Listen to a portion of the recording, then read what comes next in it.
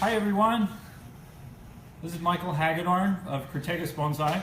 We're in the northern hemisphere, about 2 hours from the Pacific Ocean. If you don't know Portland, Oregon, we're near Seattle and Vancouver, BC. And I'll be taking your questions today. We're teaming up with Oscar Jonker of Bonsai Empire. With which, in a little while, we're going to be coming out with a different educational video, but stay tuned for that. So for today, I'm looking at your questions here, and we'll be taking some of them inside. We might go out into the yard, look around a little bit, and talk there. So this is working, right? It's all good? Okay, I can't see anything here, so you might want to help me out. My apprentice Andrew is helping me out with this. I'm a little bit thumbs with this sort of thing. I've learned how to post on WordPress. That's about it. Oh, there we go. It's live. Great. Great. Super. I can't hear it though. I shouldn't be hearing it. Okay. How do I find the questions, Andrew? Questions, they should be popping up around here when people start asking them. Okay. Okay. So if you want Sounds to talk good. about that. I know we had about 20 questions come through, so we're just waiting for those to pop up on the screen. I might as well talk about some of the other things that Oscar and I have done. In the summertime, last summer, Oscar and I went to Japan to spend some time with my teacher, and we did a video there, which is an educational video that talks about 3 fundamental bonsai topics. They are plant physiology and Japanese aesthetics, and also bonsai design. So we take those topics and we blow them up, we put a spotlight on them, and develop courses around them. So that will be available shortly. Stay tuned to your social media to find that. Yeah, here's some questions. All right, bear with me, folks. So Hansi, Hansi, hi Hansi. Hansi asks, Michael, is great to see you. Okay, that's not what you're saying. Jeremiah Pierce has asked about tips on ponderosa pines. Great question. I think as a community we're searching for how to take care of these. Ponderosas are really kind of on the far end of the spectrum in terms of pines. They are really strong. One thing that you should notice about them, if you have a strong ponderosa, is it has a really big end bud. And my experience with ponderosas is that we need to limit the size of that bud. We need to make that bud as small as possible. Now, there are 2 ways of thinking about this, and probably 2 paths. First, you got to build some ramification. To do that, you need a strong tree. Then you're probably going to want to do some needle reduction in the early fall. If you do it too late, this won't happen, but in the early fall, it will allow some buds to be created, which then in the spring will push. So if we do that too late, we don't get this bud push, and then the tree is just weakened. So that's what I recommend first. Then that is going to bring ramification. That will create their own sets of needles. Eventually, they're going to grow into little shoots, and all the needles will begin to reduce quite naturally. Then once we get there, then we really start working on that end bud and try and reduce the size of it by concentrating on that end shoot and being kind of reductive in the numbers of needles right there. Don't cut your needles, it's kind of ugly. Just take your time. The needle size will reduce quite naturally. Also, don't over-fertilize or fertilize at all in the spring as the needles are growing. Don't over-water them. If you over-fertilize and over-water, you're going to get twisting of the needles. It's just a very, very happy pine. It's not a disease, it's not a problem.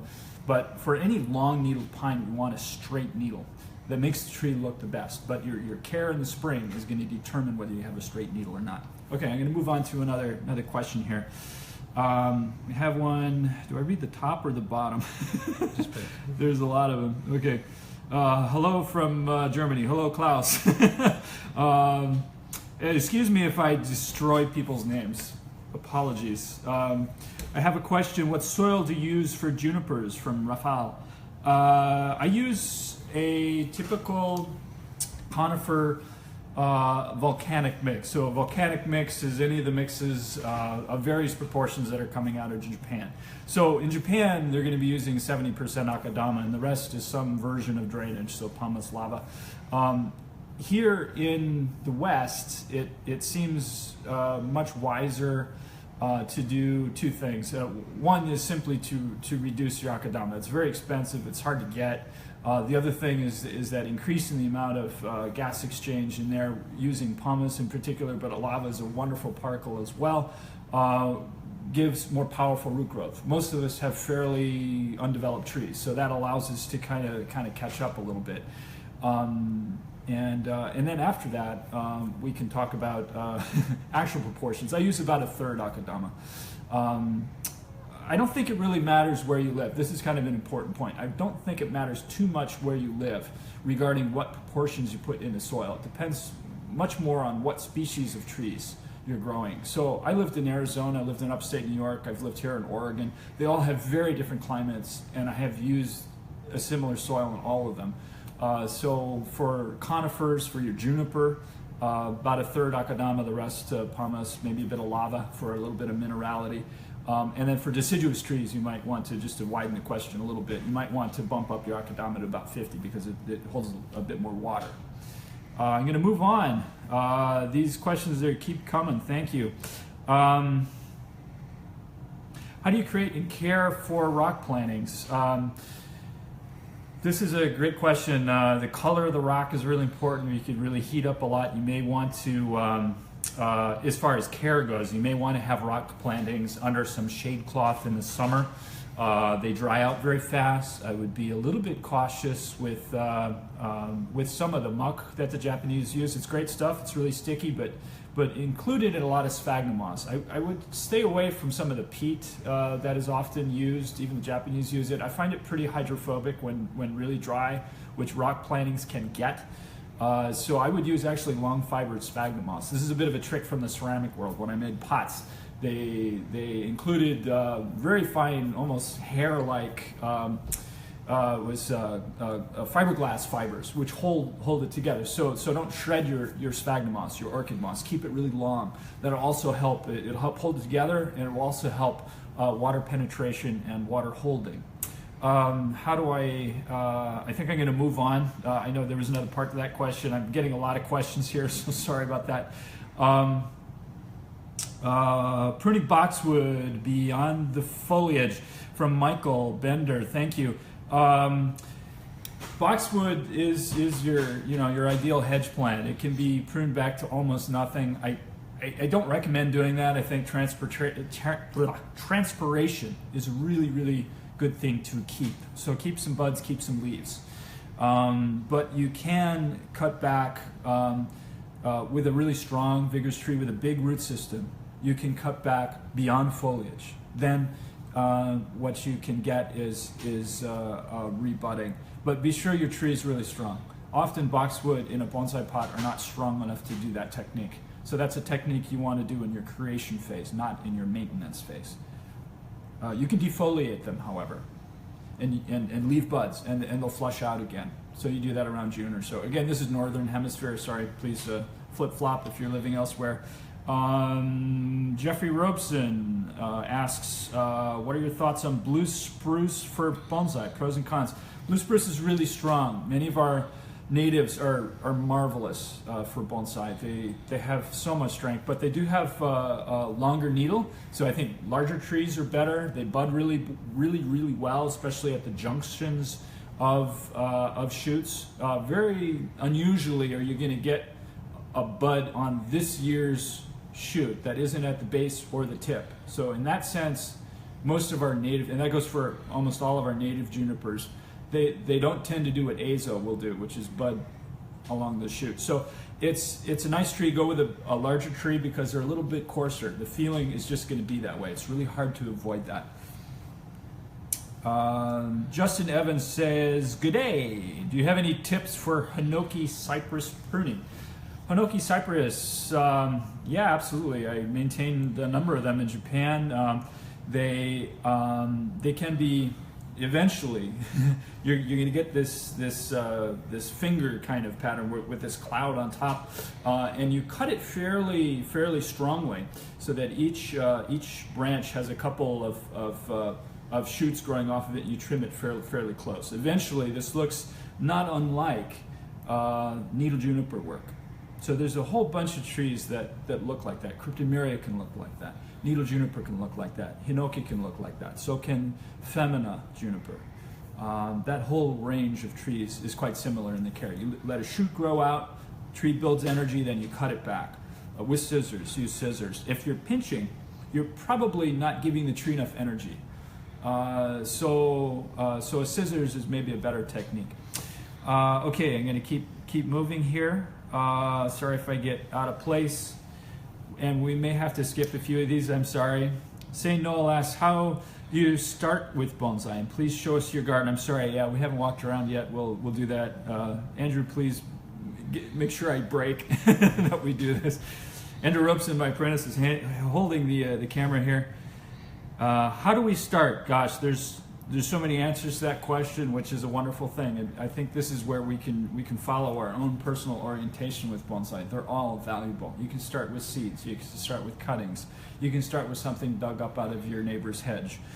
You can start with what is called a yamadori, which is a collected tree from the wild. Many different paths. You can start with air layers. Wonderful way to start a lot of deciduous trees, but do not deny the possibility with something like a cryptomeria. Even junipers are often shortened using grafting techniques. It's not air layering, but it's a similar idea. So many different techniques. I use all of them actually. I love young bonsai and things that aren't even bonsai yet. As well as very old trees. I like starting from both ends. I find that very inspiring. Michael Bender asks how to get Itoagawa to backbud. So all junipers are not going to backbud predictably. They all have the potential to backbud. So Itoagawa, one of the tricks of Itoagawa is not to fertilize it very much. And if you have very small ones, you may not fertilize for a whole season. That way you keep the growth very short and very small.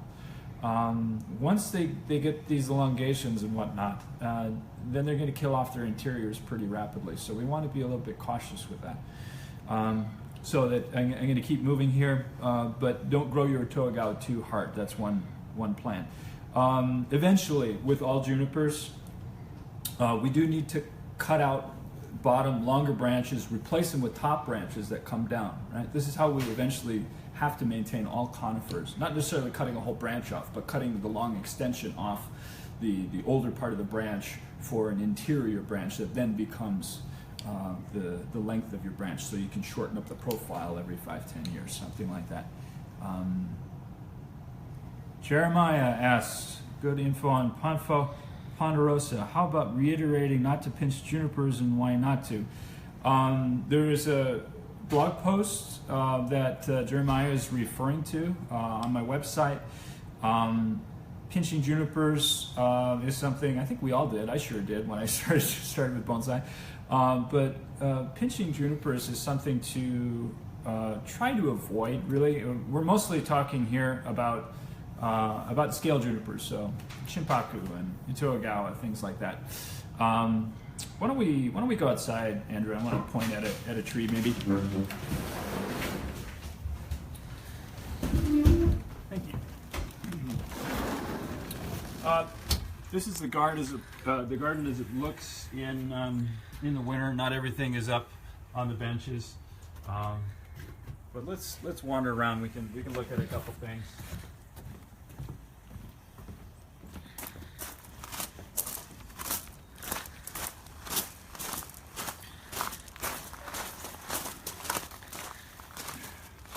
So I'm going to point to a couple things here. This is a tree that is fairly well developed and has lots of growing tips that are growing rather slowly, with a few exceptions. Here's one that is starting to grow out.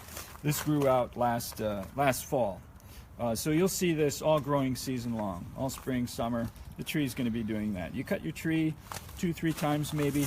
You let them grow out a little bit, and then you take a scissors and you cut right in here, right about there, kind of inside the canopy, so you don't see the cut, and you leave everything else alone. This tree has to grow to stay healthy and happy. If we pinch, the first thing we do is we stop the roots from growing. So that's just hormone balance. We don't want to screw the tree up that way. There are other trees that we do pinch, like Japanese maples and other things, but we have to know what species we're working with. So let's go in and find another question. Michael.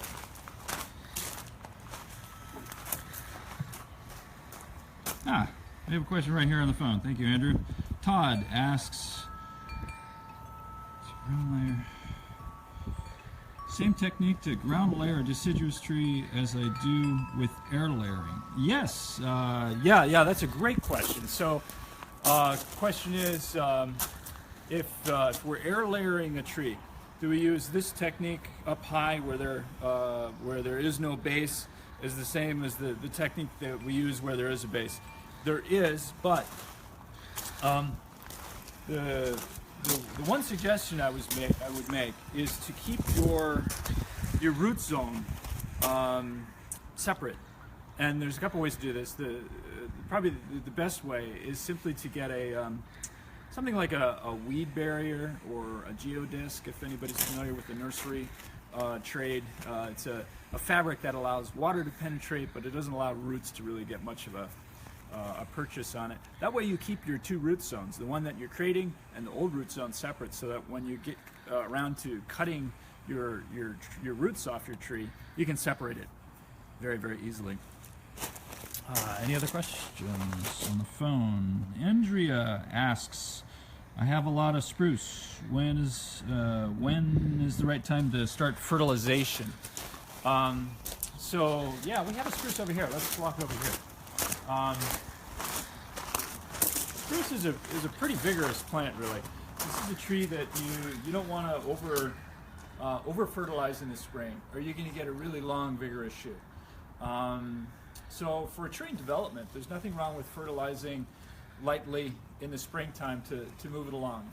If you're growing your branches out and whatnot, that's fine. But this is a developed tree, so for a developed tree, generally speaking, you're going to wait until the tree has stopped growing before you begin fertilizing. So that for where I live, this is going to be late spring, because this starts growing out in May. I'm going to be pinching the growth on this in May. There's another one. This is the one that we pinch. It's not a juniper. Okay, got another question? What do we got here? Hector asks, how do we handle a Rocky Mountain juniper that is growing a lot of juvenile foliage? Okay, yeah, it's a great question. So there's a lot of Rockies that, here's one over here that has a couple of this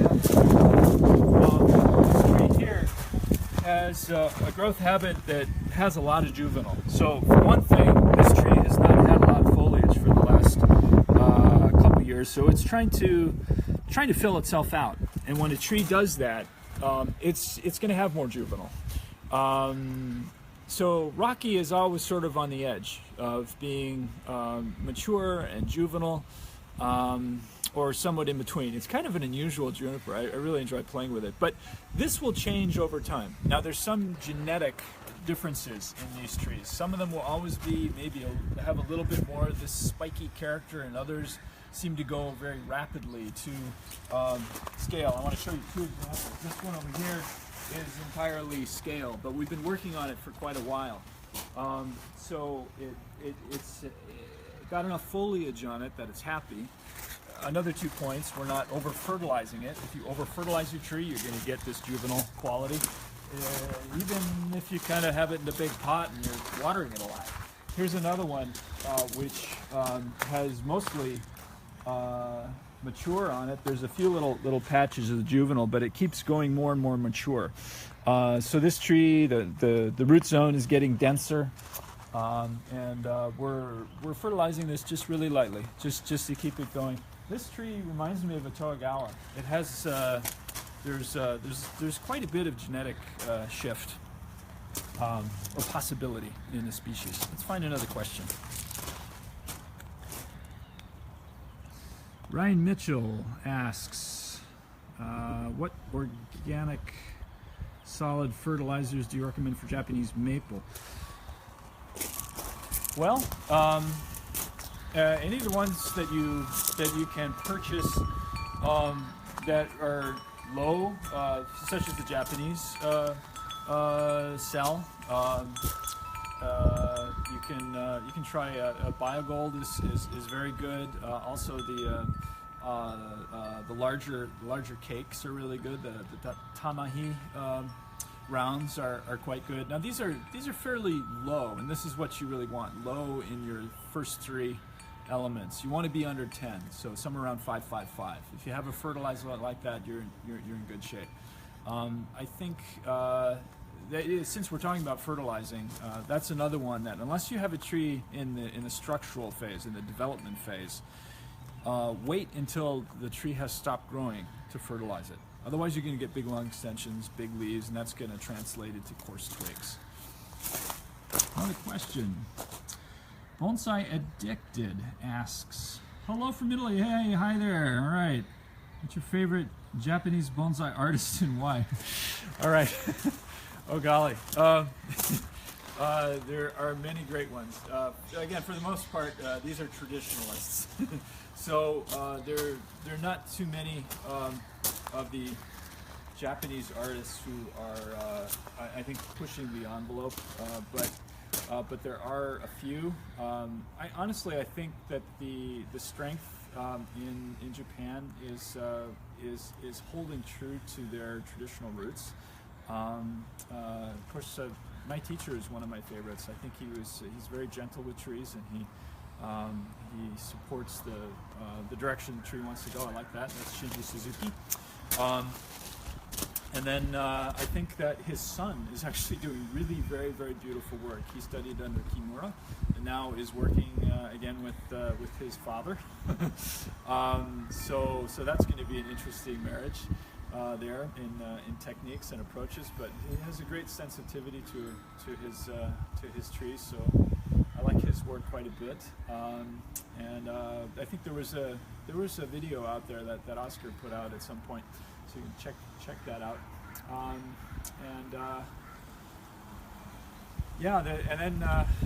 the old guard, very interesting work.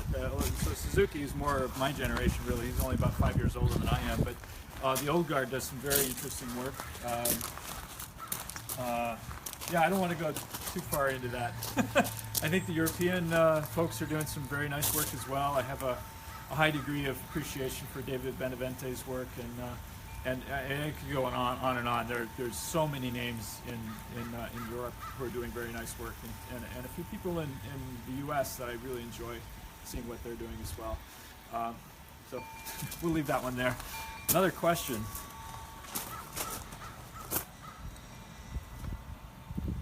This is Rafal asks, do you keep your, I'm sorry if I'm mispronouncing that, do you keep your bonsai outside in the winter?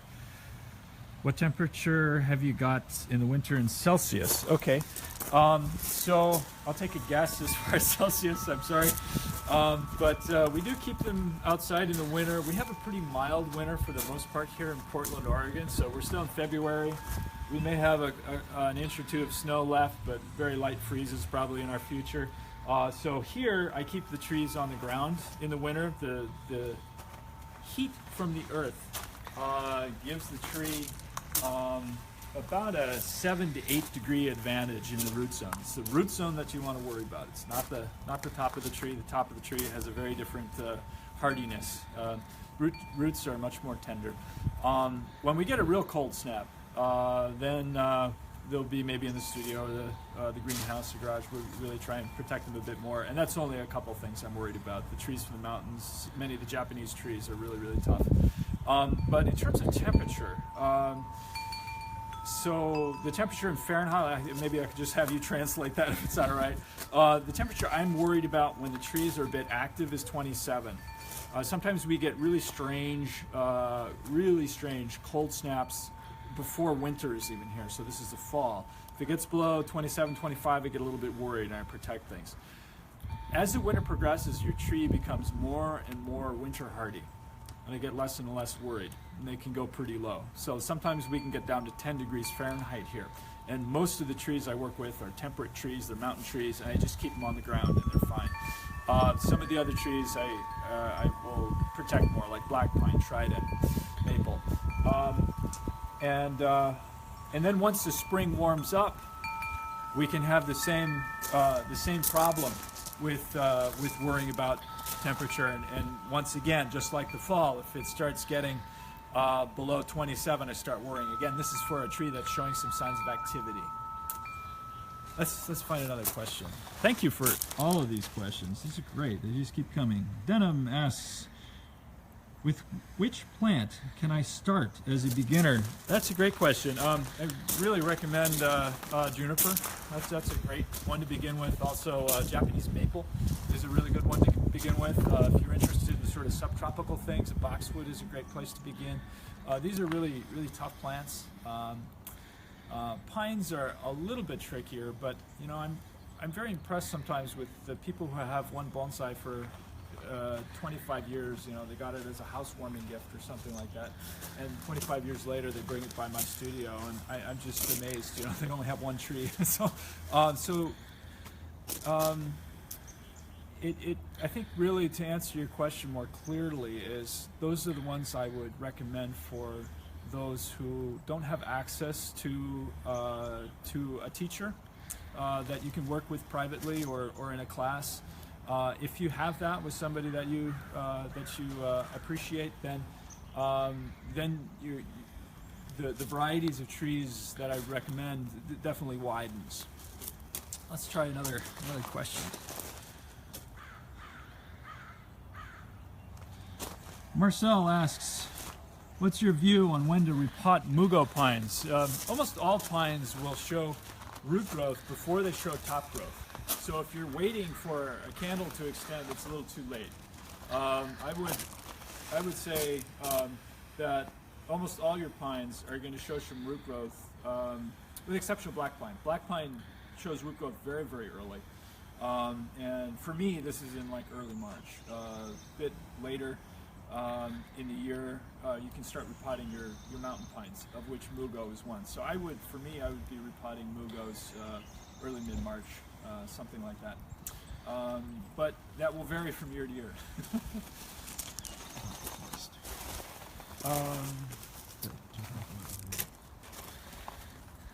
This is a mountain hemlock, which we're playing with here in the Pacific Northwest, and this is a tree that we repot a bit later as well. So it's also a mountain tree, and any mountain tree is often going to be a little bit reluctant to grow out in the spring. Your Japanese maple has a different planning than a tree that grows near the coast. Like a quince is something that grows out very, very easily. This is getting a little bit off your topic, but they're all fun subjects to talk about. Other things to keep in mind are some trees wait a very long time before coming out of dormancy, like beech. Beech can wait until you think the thing is dead, and it's about a month later, and finally they start growing. Now there again, the roots are a little bit active ahead of your bud growth, but get familiar with those patterns. Spruce is also something you can repot just a little bit later. Let's try another one.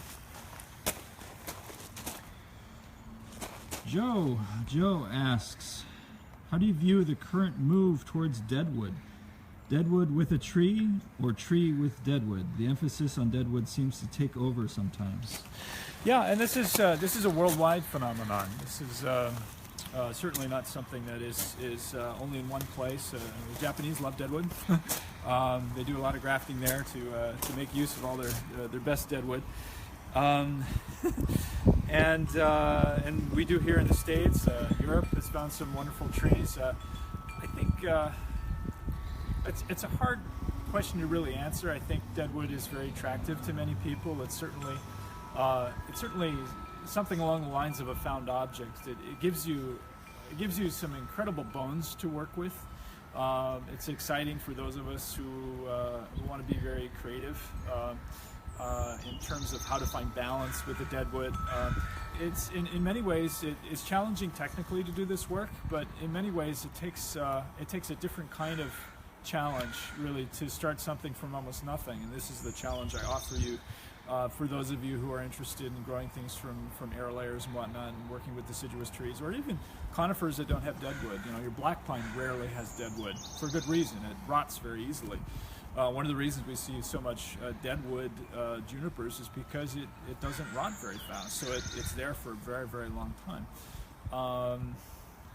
So there's it's an interesting question because I see that as well. I think it also has to do with values. So something that has a lot of good, rare deadwood is actually a rare tree. So here's a few examples, trees that have some deadwood. For those of you who don't know what we're talking about, apologies. We can walk over here as well.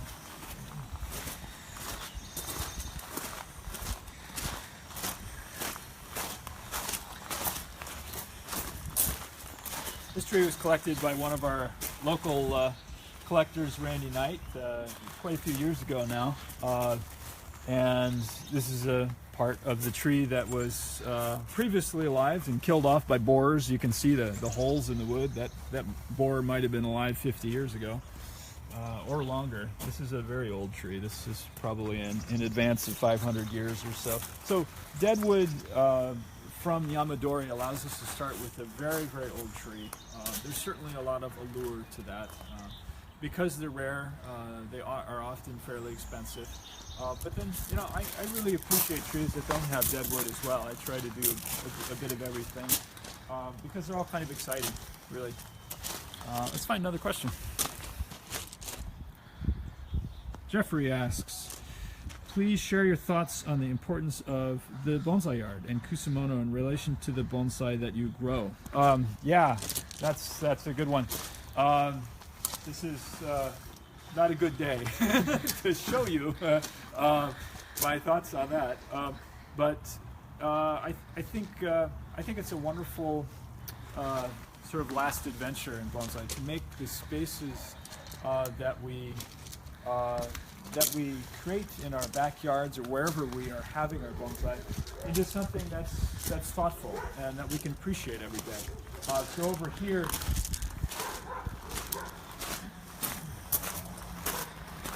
what ways to kind of soften the impact of benching. We have a lot of rain here, so we're able to do some crazy moss stuff. But we also grow trees that live in the moss and in moss gardens, really, like the mountain maples. Excuse me, not the mountain. Well, we do have some maples, like the vine maples, but the hemlocks and things. So using plants that are part of that. So far, I've pretty much only got ferns here, but there's really a lot to explore there. Kusumono can be used. Kusumono, so it's literally plant thing or weed thing, can be used separately. So we're not talking about a little thing that supports a bonsai display, but something that plays a role in the bonsai garden. So it can be something that's on the ground, a big pot of equisetum or something like that. That can really build a lot of flavor in the bonsai yard and connect the trees that we have with the rest of the plant world. Serves as kind of a foil for that. Jimmy asks, how successful is air layering larch and ginkgo? When is the best time? I unfortunately cannot give you much advice on that. I have not air layered a ginkgo. I would guess that would work fairly well, but I have not done that. Given the way that the tree grows and the kind of suggestions of the way the trunk grows, I would think that would work fairly well. Larch also kind of self-layers itself in bogs as the bog builds, so I would think that would work as well. Ryan asks, what is the ideal climate for Japanese flowering apricots? All right. Almost anything would fare well in Seattle. It's such a mild climate, especially very, very well suited to deciduous trees. Yeah, just that's a quick answer to your question, I guess. But they will appreciate a little bit of monitoring of heat in the summer, like most deciduous trees.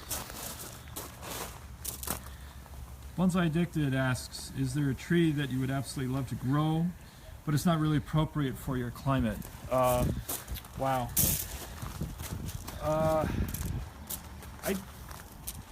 So far I haven't found one. I can grow so many things here.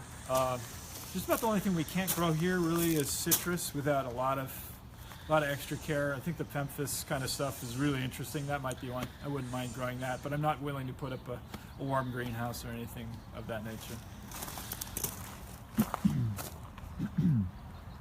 Next question. Bog asks, when is the ideal time to prune mugo pine?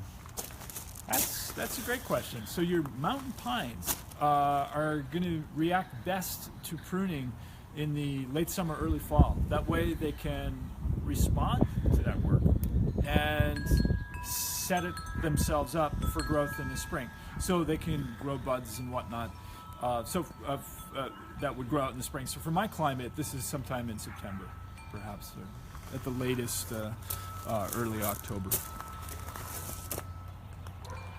Other questions? Any alternatives to Cato? Let's go inside. We can talk about it one.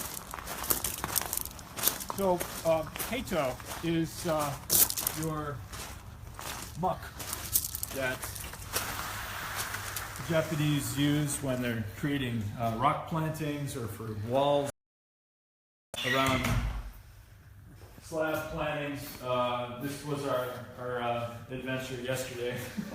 So this is a little preview of a soon-to-be blog post. Eventually this will be covered in moss, but this is a version of muck that we've been playing with that involves an alternative to Cato. So the components are roughly equal parts of fine... Oh, okay. Are we back? Sorry about that. I'm not sure when we lost you, but akadama fines, with a little small size akadama, lung fiber, sphagnum moss, unshredded, and cornstarch, which add in proportions according to what you would like to do with that. But the cornstarch is your sticker, yeah, that's your gluten. It gets very stiff. This is just less than 24 hours old, and it has really stiffened up considerably. There's great penetration in and out. Roots love it, they grow right into it. So this is your alternative to finding Cato, which is originally several things actually. The bottoms of ponds and rivers, it's an organic mucky clay, also rice paddies. So if you don't have one near you or don't want to import this stuff, you can try this mix. We're going to go out again. Find another question.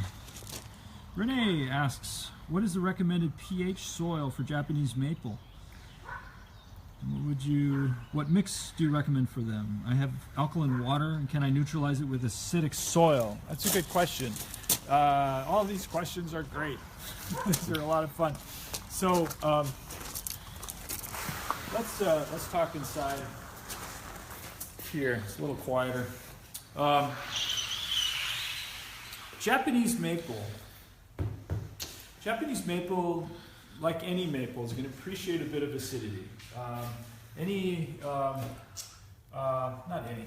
Most of your plants are going to do really well if they're somewhere between 6 and 7. 6.5 is great for a really, really wide range of trees. Even junipers, which generally like alkaline, are so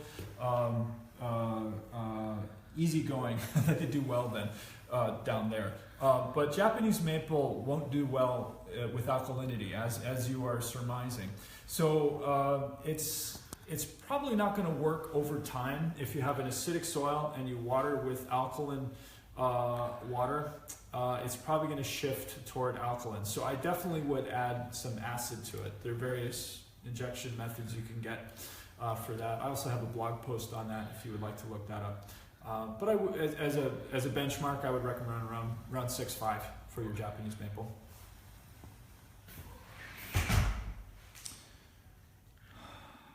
Claudio asks, why don't you see Betula bonsai? So birch is a tree that is. Want to show off some fun pots while we talk here. Birch is a tree that in the past there was some real bad rap about it. You know, that was really hard to grow and whatnot. And I have a feeling it just didn't like the soils we were using. I've grown birch. I have clients who grow birch, and they're very, very strong. They are a little bit lossy, though. Much like an elm or something, they're going to lose twigs here and there. So just be prepared for that. There are other plants that do that a lot. What was it? Why don't we see birch very often? Is that the question? I think that might be it. It just kind of had a bad rap, it's a fast-growing, shorter-lived plant, so that might be part of it as well. Jeff asks, have you done tropical trees as bonsai before, and what kind of tree would you recommend for beginners? I've tried growing pomegranate seeds before to start my own bonsai. Pomegranate makes a great bonsai, wonderful bonsai. Be sure you try the neji, the ones that are screwed, that have this twist to them. So start with a good one to be able to pass on something great to the next generation. But I have done, and those are they're not even subtropical. Those are sort of semi-hardy, I would say. They can take a light frost. There's a lot of plants that won't. But tropical trees, I would recommend a beginner start with like a fig. It's great, ficus, nerifolia, or one of those. And they are treated very much like deciduous trees. You can defoliate them, you can do a lot of the things that we do with deciduous trees at certain times of the year, and a strong tree will regrow and ramify as well. Those are the very easy trees to work with. I recommend those. There's some trickier trees in the tropical world, and I would definitely ask other people about those. Hector asks, you mentioned over-fertilizing of junipers. What does this exactly mean? Yeah, so if you have a juniper that you are fertilizing, let's say you have a pot of this size and you have 10 balls of that size on it, you might be over-fertilizing it. If you have a developed tree and you have 3 balls on it, that might be plenty. Or even a little bit less than that. For bonsai maintenance, you want a fairly low amount, and a juniper really doesn't require a lot. Once you have full pads and you have branches as long as you want and all that, all you're trying to do is just really, really creep the tree along. Bonsai Empire. Oh, this is from Oscar. Yes, you're welcome, Oscar. Okay, thanks everybody. This was a lot of fun. I hope that was fun for you too. And now I get to see this video. See how it looks. Mountain hemlock. Oh yeah. So if you're interested in more, we didn't really touch on anything that we do touch on in the Bonsai Fundamentals course, which Oscar and I have put together. We spent a year putting this together. I wrote the script for the Bonsai Fundamentals course. It's about 3 hours long and includes a little segment from my teacher Shinji Suzuki with a little comment and another video of my yard. But it covers 3 main topics, and we had a lot of fun doing it. It's filmed at Suzuki's garden, and the trees there are stunning. It's a lot of great eye candy. So that's another good reason, as well as the educational aspect, to take a look at that. And that will be coming out fairly soon. So stay tuned for that. Thanks everybody. It's great fun. Cheers.